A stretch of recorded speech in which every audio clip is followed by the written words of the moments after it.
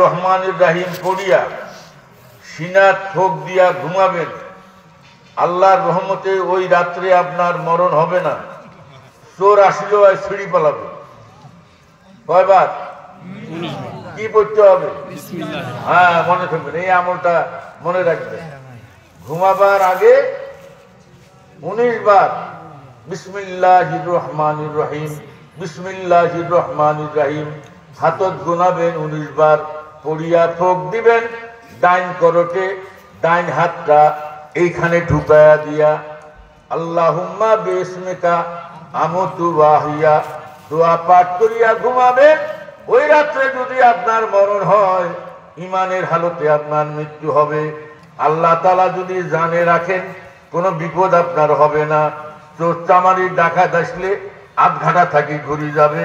সবাই বলেন আমিন।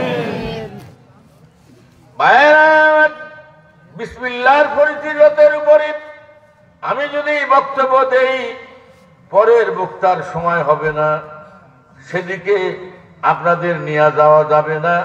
এবার যে আয়াত পড়েছি, সে আয়াত যাদের মুখস্থ আছে আমার সাথে পড়েন।